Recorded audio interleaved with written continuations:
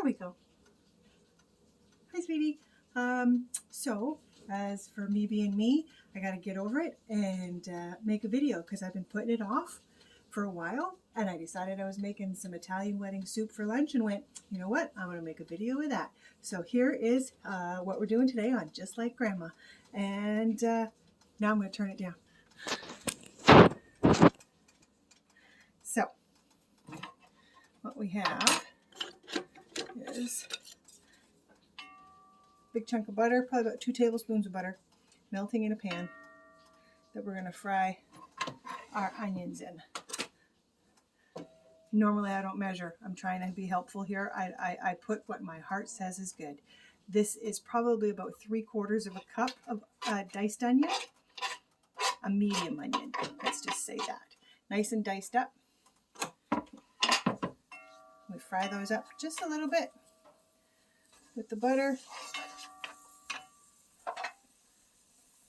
some pepper, salt and pepper goes in everything. My fancy salt dish. You get to see how much I'm putting in that way. I usually don't put a whole lot in when I cook because I think everybody can do their own in their bowl. Because you know what? Grandpa really likes salt. Your mom really likes salt too. All right, so those are just starting to go a little bit translucent. That's when we're going to add in our garlic. Now garlic is always what your soul tells you. Always what your soul tells you. That's about 3 cloves of garlic that I diced up in there. And I don't do it real fine either because I like garlic. Now just for a couple minutes, kind of let those meld together. And then we're going to add chicken stock. This is actually a really easy soup. So we're going to add chicken stock.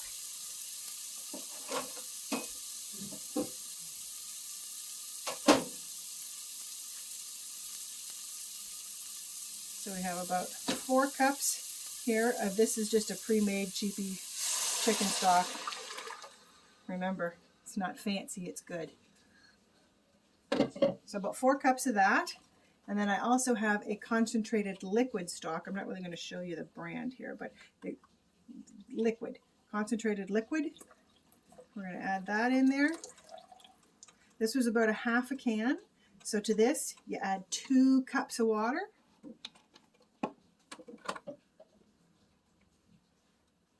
We're not going to really, that's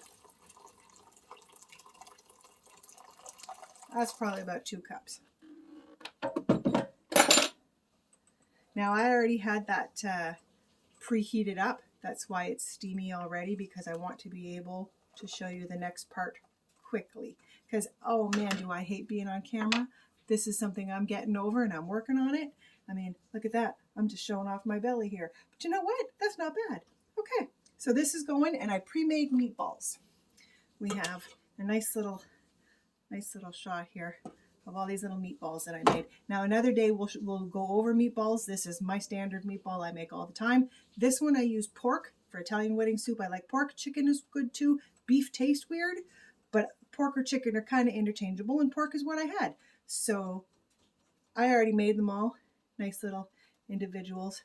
We're just going to plop them all kind of right in there. I don't want to dump them because, you know, you want them to retain their shape because tiny meatballs are fun.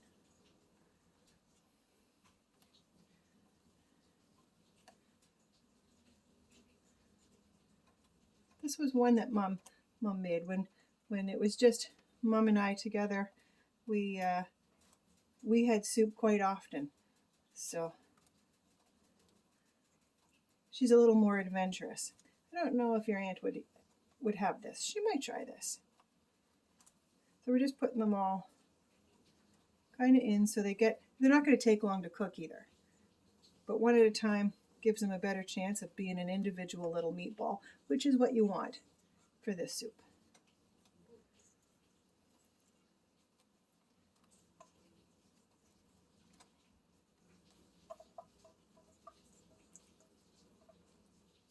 Ooh. Try to avoid that. Splashback can hurt. All right.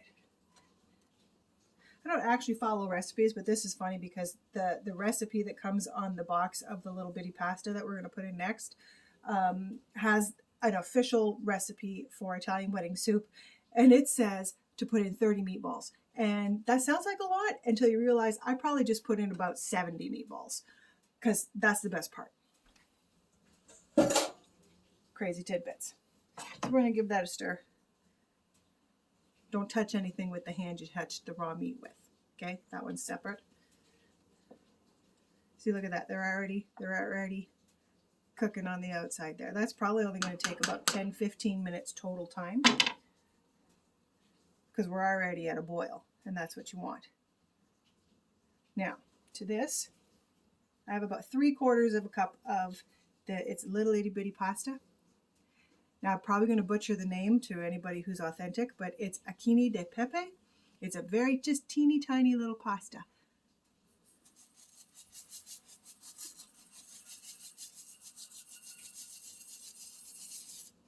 Put that in.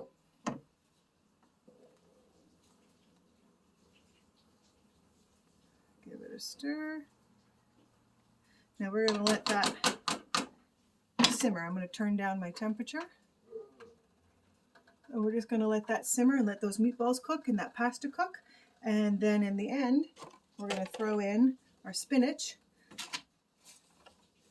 But not yet because it'll get too muckified.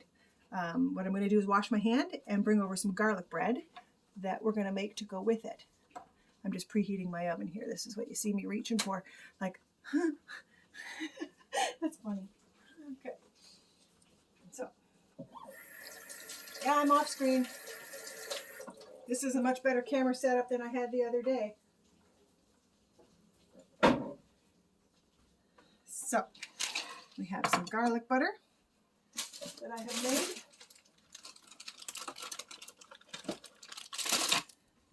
I made this little batch of garlic butter, probably about a 1/4 cup of butter that I softened at room temperature and then just put in garlic powder and parsley.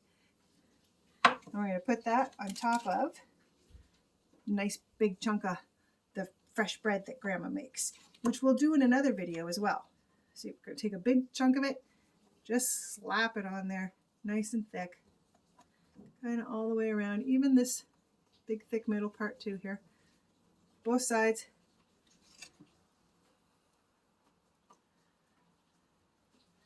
Oh, I can't even see it, eh? Still, we're still working on a few things. Nice and thick, kind of all over like that. Then we're going to put it in our cast iron pan. And by the time the oven is heated up and this stuff cooks, because it only needs a couple minutes each side, I preheated the oven to 400. It's probably going to be different if I ever make this again because different ovens are different, and the one at the trailer is way different than this one, and I have burned so many things here trying to adjust back to an electrical stove after having a gas stove for a few years. There is a difference. So again, we're just putting it all over nice and thick because I mean butter's good, right? Nice and thick. And we'll put it in our cast iron pan.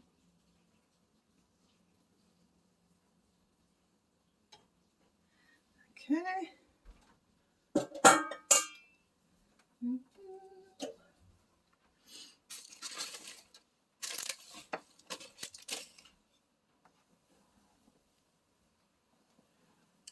See, that's looking pretty good.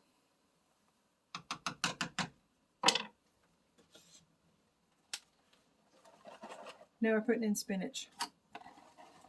I was supposed to have more spinach. For this amount, you probably want to have like 3 or 4 cups. And I think I maybe have 2.5 here, but that's because I forgot I used it the other day. And this is what I have. So that's what we're using. But maybe you only like a little bit of spinach. Still good for you.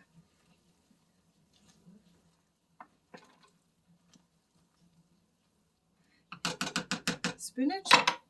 And then Parmesan cheese. Now I'm going to tell you, cheating, using the store-bought pre-grated stuff. just for taste, texture. Best stuff is the real stuff, but holy cow, is that expensive.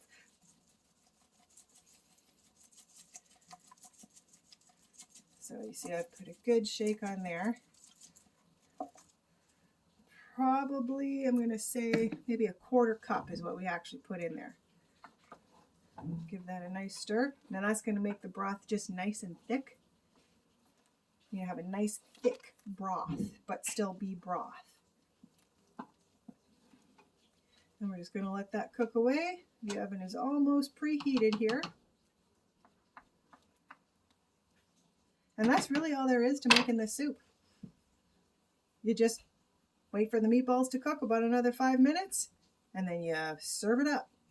Put some more Parmesan cheese on it if you like, and like I said, salt and pepper to your taste. So that's how Grandma makes it. Bye, sweetie.